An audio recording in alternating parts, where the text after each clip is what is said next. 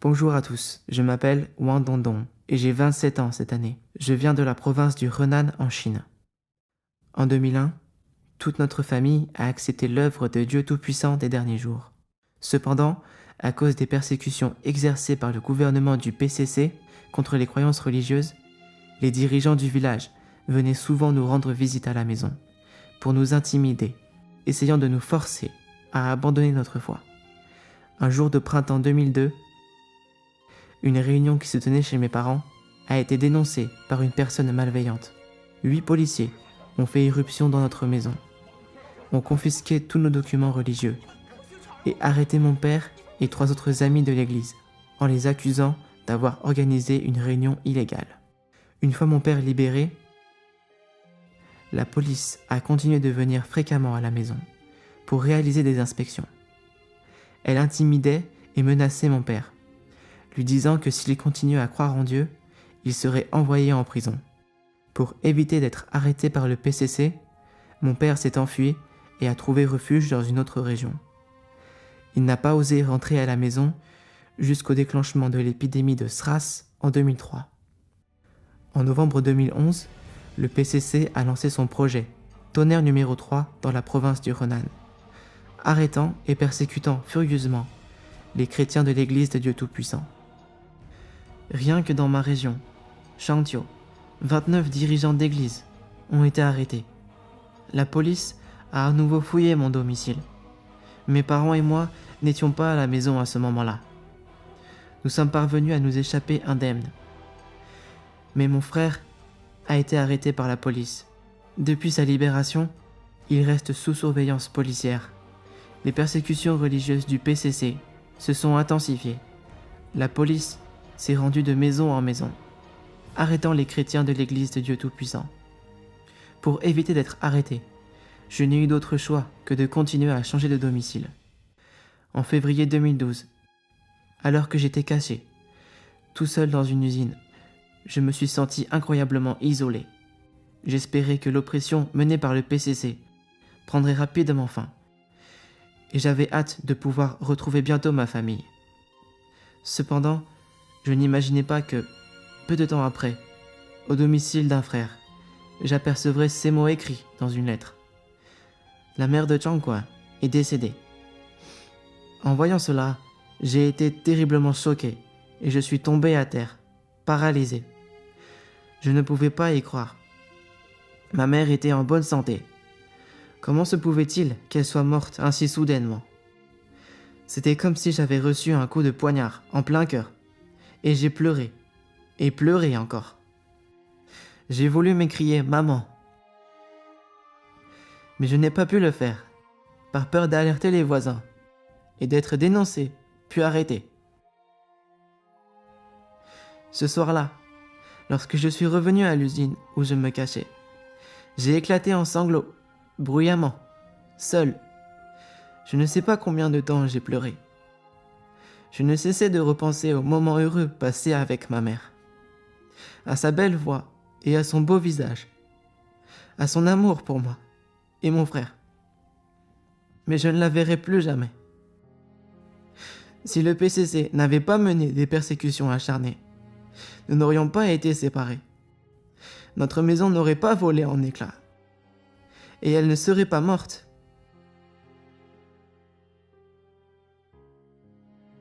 Les arrestations et les persécutions des chrétiens de l'Église de Dieu Tout-Puissant par le PCC se sont poursuivies. Sachant que je n'avais plus aucun endroit où me cacher dans la province du Henan, j'ai décidé de fuir vers le Sichuan avec 4 autres frères et sœurs. Je n'imaginais pas que je tomberais sur mon père à la station de bus. Dès que je l'ai aperçu, j'ai eu le cœur brisé. Je ne l'avais pas vu depuis plusieurs mois, mais il avait beaucoup vieilli. Il était maigre et ses cheveux étaient presque totalement blancs. Je n'ai pas pu prononcer un seul mot quand je l'ai vu. Nous nous sommes juste saisis la tête et avons pleuré. Plus tard, il m'a dit que lui et ma mère s'étaient cachés dans une grotte pour éviter d'être arrêtés par la police du PCC. Puisqu'il manquait de nourriture et de vêtements, et qu'ils avaient froid et faim, et avaient constamment peur.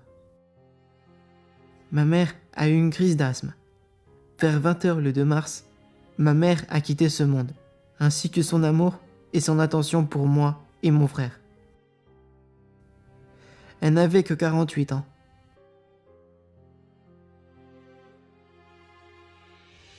Après le départ de ma mère, je voulais rester avec mon père.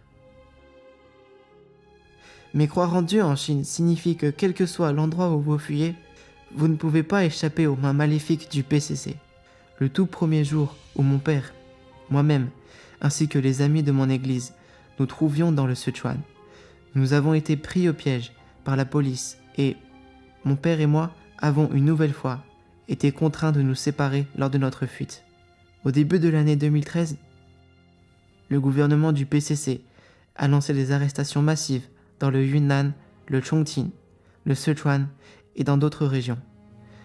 Le matin du 29 mars 2013, alors que je rencontrais 2 sœurs dans un parc, nous avons été encerclés par 20 à 30 officiers de police lourdement armés.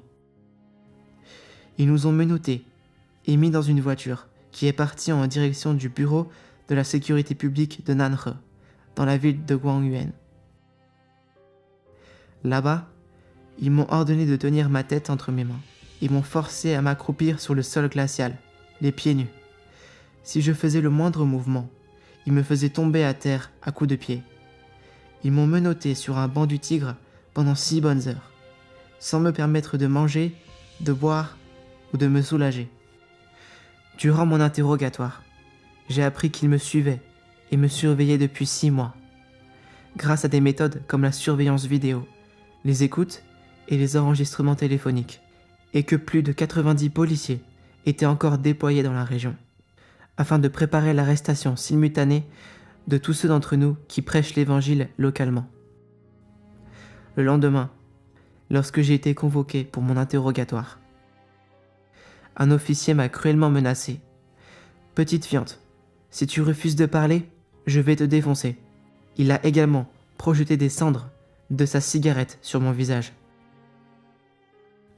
Durant plus de 2 semaines, la police m'a interrogé, m'a intimidé et m'a menacé tous les jours pour obtenir des informations sur l'église, me montrant de nombreuses photos de mes amis de l'église afin que je les identifie. J'ai été torturé et maltraité dans le centre de détention pendant 3 mois et 11 jours. Lorsque j'ai été libéré, je n'ai eu d'autre choix que de mendier pour pouvoir me rendre au domicile d'un ami de l'église, car la police m'avait confisqué tout mon argent. Lorsque mes amis de l'église m'ont vu, débraillé et avec des vêtements en lambeaux, ils ont tous pleuré. Une sœur plus âgée m'a pris dans ses bras et m'a dit, les larmes aux yeux, « Mon enfant, te voilà de retour. Où étais-tu pendant ces quelques mois? Nous pensions que tu avais été tué. » En 2014, la répression pratiquée par le PCC contre l'Église de Dieu Tout-Puissant est devenue encore plus brutale. Ma vie de vagabondage m'avait beaucoup coûté, sur le plan physique et émotionnel, et je sentais que, nulle part en Chine, je ne pourrais trouver de véritable sécurité. N'ayant plus le choix, après avoir enduré bien des difficultés, je me suis enfui en France, le 6 mai 2015. J'espère de tout mon cœur que le gouvernement français et les gens de tous les milieux pourront comprendre davantage la réalité des persécutions subies par l'Église de Dieu Tout-Puissant et qui se préoccuperont des difficultés et des obstacles auxquels sont confrontés ces chrétiens qui ont fui et demandent l'asile. Enfin, puisse Dieu bénir tous les pays qui peuvent nous accueillir et tous les gens qui nous ont offert leur aide sincère. Merci.